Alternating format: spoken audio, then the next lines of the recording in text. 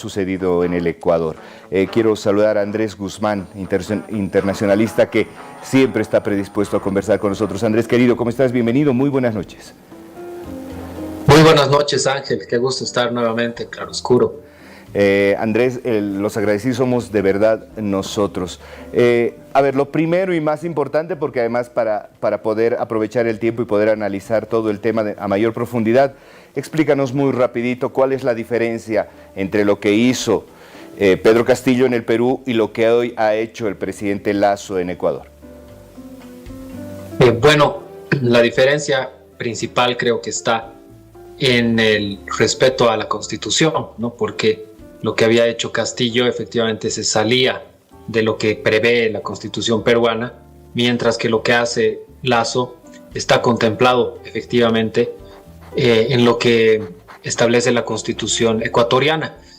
Y hay una figura, ¿no?, que es esto que tú mencionabas, de la muerte cruzada, que es o que significa que van a ser extinguidos ambos poderes del Estado, tanto el legislativo como el ejecutivo, ¿no? Es decir, ahora se disuelve la Asamblea, pero en 6 meses también el ejecutivo deja sus funciones porque se tienen que llamar a elecciones inmediatamente, y eso hace que el gobierno de Lasso no pueda durar más de 6 meses, ¿no? Y bueno, las diferencias, bueno, pueden estar en otros aspectos, pero me parece que esas son las principales. Bien, ahora Andrés, salvado esto, entonces tenemos que descartar, para por lo menos referirnos a este evento de manera absolutamente adecuada, que no existe ninguna figura de autogolpe, ni existe ninguna figura antidemocrática en lo que se ha hecho en Ecuador, porque la Constitución Política del Estado verdaderamente ampara este hecho, ¿verdad? Efectivamente. Podemos hablar o decir que esto sí es constitucional y que no es un golpe, pero puede ser que no sea totalmente democrático, dependiendo de qué dice también el Tribunal Constitucional, que es el que tiene la última palabra, ¿no? Es decir, todavía no está todo dicho. El Tribunal Constitucional puede establecer que las causas que ha alegado Lasso para hacer esta disolución de la Asamblea no son legítimas o no son las suficientes para avalar lo que está pasando, porque aquí se habla de un estado de mucha dificultad, ¿no? de crisis, de incertidumbre, ¿no? Una crisis efectivamente, y eso no sé si se va a poder demostrar, ¿no? Efectivamente hay problemas en Ecuador, hay mucha violencia, ha crecido el narcotráfico, pero no sé si se puede hablar de una crisis política, una conmoción, es la palabra también, sí, que ha usado, o que debería demostrarse que existe una conmoción social para que esta medida se avale. Entonces vamos a ver seguramente en las próximas horas el pronunciamiento final del Tribunal Constitucional, y si identifica que hay una conmoción y una crisis, entonces efectivamente se va a dar lo que Lasso pretende.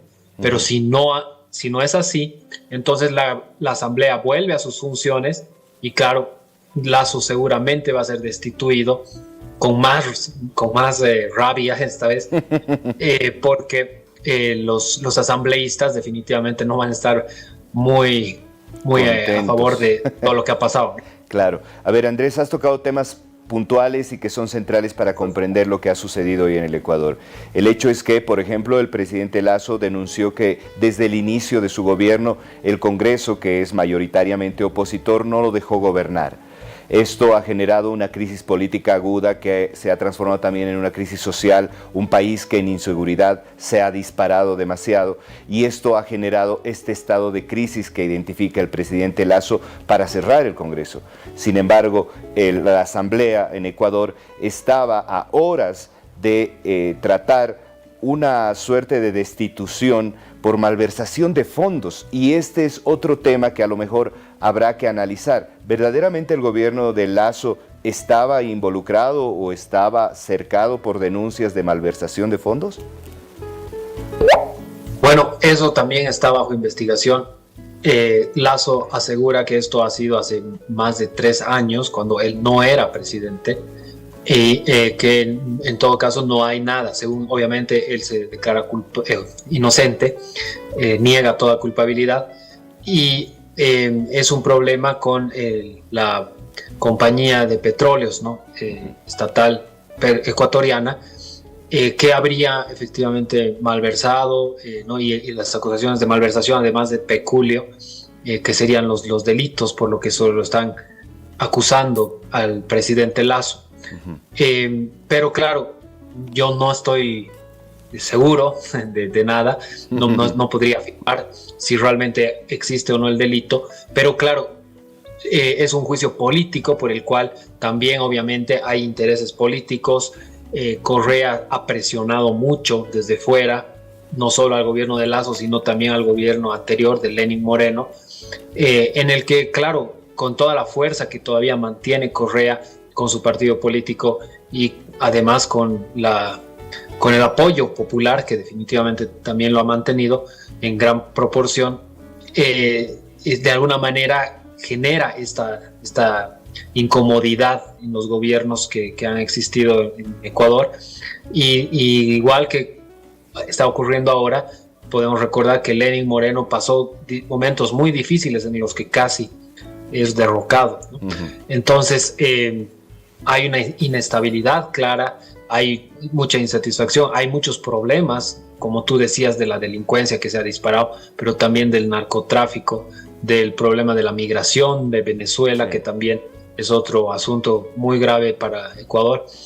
Entonces son muchos temas, además de las protestas indígenas, ¿no?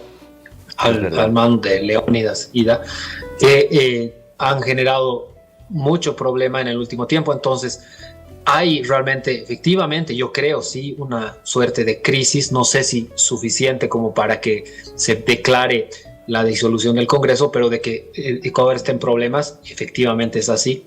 Y hay también intereses políticos que están en juego, ¿no? Entonces la Asamblea presiona, el Ejecutivo reacciona y muy parecido a lo que ocurre en Perú, unos tienen que irse antes que los otros, ¿no? Entonces, bueno, vamos a ver qué pasa y la decisión del Tribunal Constitucional va a ser clave para saber hacia dónde va a ir el Ecuador. Ayúdanos a entender esto un poquito, Andrés. De alguna manera, ayer el presidente Lasso ya había asistido a su primera sesión de interpelación. ¿Se podía suponer que iba a pasar algo así? ¿Se adelantaba algo así? ¿La Asamblea en el Ecuador hubiera podido advertir la acción que iba a tomar el presidente Lasso hoy por la mañana? Sí, se podía prever que esto iba a ocurrir, porque Lasso había amenazado con que iba a hacerlo, él finalmente cumplió. Sí. Y también lo había hecho Lenín Moreno en su momento, ¿no? Porque recordemos que esta disposición de la muerte cruzada fue incluida en la Constitución del 2008, ¿no? Y recién hoy fue la primera vez que se utilizó, ¿no? El Lasso, al aplicar el artículo 148 de la Constitución, es la primera vez que utiliza este mecanismo que le da muerte no solo a la Asamblea, sino también a su propio gobierno, ¿no? Entonces, claro, es también interesante el cómo se da y el mecanismo jurídico que existe, porque no es que se va a quedar gobernando o se va a perpetuar en el poder, sino más bien tiene que entregar obligatoriamente el poder de aquí a 6 meses, pero y eso sí, ¿no? Va a gobernar por decreto, va a gobernar solo estos 6 meses, ¿no? Entonces efectivamente tiene 6 meses en los que va a tener vía libre para hacer cambios, para gobernar sin ninguna interferencia legislativa. Andrés, ahora sí, ayúdanos con tu mirada más integral en relación a cómo se ve, cómo queda a los ojos del mundo un país o un gobierno que decide tomar esta acción. Quiero decir, hay acciones que son constitucionales, hay acciones que son legales, inclusive podemos declarar a un tribunal que es un derecho humano, que nos ha pasado, y entonces dices, claro, legalmente está sucediendo esto, pero no es del todo legítimo. Hoy los campesinos, el movimiento campesino en el Ecuador se ha declarado en dictadura y en vigilia permanente. Y creo que esta figura justamente es en la que se apoyan, puede ser legal lo que has hecho, pero es ilegítimo porque estabas a punto de ser juzgado por malversación de fondos. Tu gobierno había sido corrupto y has preferido acortar tu mandato a encarar un juicio político. Esto podría, ¿cómo se ve a los ojos del mundo? Bueno, efectivamente lo que tú explicas es una mirada y que es totalmente válida, pero también hay otras, ¿no? Y la otra es la que dice que todo lo que está dentro de la ley es válido, ¿no? Es decir, es democrático. Entonces, lo que va a definir todo va a ser qué dice el Tribunal Constitucional, y ahí se inclinará la balanza hacia un lado o hacia el otro para hacer una interpretación más justa de lo que está pasando. Por lo pronto, pareciera ser que la medida es bastante inteligente, ¿no? O sea, es decir, creo que fue una manera de salir del apuro en el que se encontraba Lasso, estaba ya contra las cuerdas, y sacó esta medida que lo coloca en una situación mucho mejor, políticamente hablando, en la que se encontraba. Es decir, se va a ir, pero no porque lo votan, sino porque él quiere, ¿no? Porque él decide irse, ¿no? Básicamente, y esa es otra mirada que podemos también aplicar en este caso. Por eso digo, me parece inteligente y me parece muy interesante además que exista esta forma de salida, porque lo que veíamos en el Perú es que uno puede destituir al otro, ¿no? Entre legislativo y ejecutivo, pero no le pasa nada a quien toma la decisión, ¿no? Y eso resulta, digamos que injusto, ¿no? En este caso, ambos se tienen que morir, por eso se llama la muerte cruzada, ambos se van, pero claro, hay 6 meses de gracia para quien ha tomado la decisión, hay 6 meses que va a estar el presidente solo gobernando por decreto, y eso claramente le puede favorecer en sus intereses, incluso políticos, hacia adelante, ¿no? Ahora, claro, ambos están muy mal vistos por la población, ¿no? Porque eso también hay que tener en cuenta.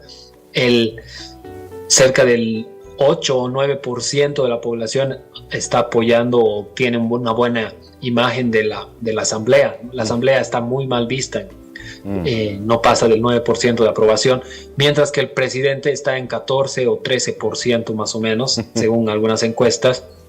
Es decir, el presidente es más popular que la asamblea, pero muy poco popular. Es decir, hay mucha más gente que en realidad no lo ve bien, no está de acuerdo con este gobierno, y efectivamente hay una crisis, hay problemas económicos, hay temas que, bueno, venían de atrás, de hace mucho tiempo, y que se han profundizado con el contexto internacional actual, que no es favorable para nadie. Y no es favorable porque, por ejemplo, los precios de los bonos soberanos en el Ecuador han caído hoy un 6%, y esto afecta directamente a esa economía que ya estaba muy golpeada. ¿Cómo queda el Ecuador? Y verdaderamente, claro, a veces no escuchamos noticias internacionales muy seguidas, pero desde luego que esto debería ayudarnos a hacer también un poco de foco en relación a cuál es la situación del Ecuador a nivel económico después de este día, ¿no? Claro, sin duda que tiene un impacto en las inversiones, en los bonos, en la estabilidad macroeconómica, ¿no? del país. Estos son cambios radicales que siempre tienen un efecto. Y vamos a ver cómo sale, ¿no? De todo esto Lasso. Si sale más fortalecido o si al final de cuentas es derrotado y destituido, porque esa es todavía una posibilidad. Y vamos a ver, por eso en las próximas horas esto se va a definir, y ahí ya vamos a poder analizar con mayor claridad si realmente fue una medida estratégica bien pensada o no tanto. Andrés, cuando sucedió lo del Perú eran cerca de las 4 de la tarde y más o menos a las 6 ya había un pronunciamiento de la OEA. ¿Qué ha dicho la OEA en relación a lo que ha pasado en el Ecuador, o todavía no se ha pronunciado? Creo que no lo ha hecho, no he escuchado nada, no he visto que haya ninguna reacción de la OEA o de su secretario general. Y sí, me imagino que también están esperando el pronunciamiento del Tribunal Constitucional, porque esto no se define todavía, ¿no? En el caso del Perú hubo una rápida reacción de todos los órganos democráticos, ¿no? Tanto las Fuerzas Armadas, la policía, el órgano electoral y también el mismo Tribunal Constitucional, que es lo que ahora estamos esperando, ya se habían pronunciado a estas alturas en el caso del Perú, y todos en contra de lo que había hecho el presidente Castillo en ese momento, ¿no? Entonces fue unánime, digamos, el rechazo a lo que había ocurrido, porque efectivamente no estaba contemplado en la Constitución lo que Castillo estaba haciendo de declarar un estado de excepción y de disolver no solo la Asamblea, sino todos los órganos, a todos los demás órganos del Estado iban a ser disueltos. Entonces, claramente ahí había un acto inconstitucional, pero en este caso es mucho más discutible. Y bueno, vamos a ver qué pasa. Bien. Andrés, la última es pegadita. La primera respuesta seguramente es muy rápida y luego un poquito de análisis. Me imagino que el señor Lasso no puede repostularse, o tú nos dirás. Y lo segundo, ¿el correísmo podría volver? Claro, no, Lasso no puede repostular. Entiendo que es así. Sí. La verdad no estoy totalmente seguro, pero me parece y resultaría muy chistoso, un tanto ilógico que pueda volver a hacerlo, ¿no? Sí. Y además no está en las condiciones para hacerlo. Como te digo, no tiene la popularidad suficiente como para esperar a ganar una elección en estas circunstancias. Y el correísmo definitivamente tiene mucha fuerza, claramente en la Asamblea, y tiene todavía el apoyo, porque se recuerda, ¿no? Creo que también lo que pasó en Bolivia en las últimas elecciones fue que la gente apuesta mucho por quien de alguna manera le garantizó estabilidad, y ese fue Rafael Correa, que en sus 10 años logró una estabilidad política realmente notoria en Ecuador, porque antes de Correa hubo muchos presidentes, mucha inestabilidad, cambios de gobierno continuos. Vino Correa 10 años y después otra vez estamos en esto, ¿no? Entonces, la gente de a pie, la gente que tampoco analiza más en detalle, tiende a querer volver a eso, porque entiende que esa es la forma, ¿no? de recuperar. Entonces, bueno, eso definitivamente le favorece mucho al correísmo, y vamos a ver con qué candidato se presenta, porque la última vez Lasso pudo ganar, aunque muy apenas, pero lo logró, ¿no? Y fue también porque el candidato que presentó el correísmo, que ni siquiera recuerdo el nombre, no era definitivamente el gran personaje que es Rafael Correa. Claro. Bien, Andrés, gracias por la masterclass. De verdad que es genial hablar contigo, es muy, muy, muy sano hablar además con alguien que entiende de estos temas.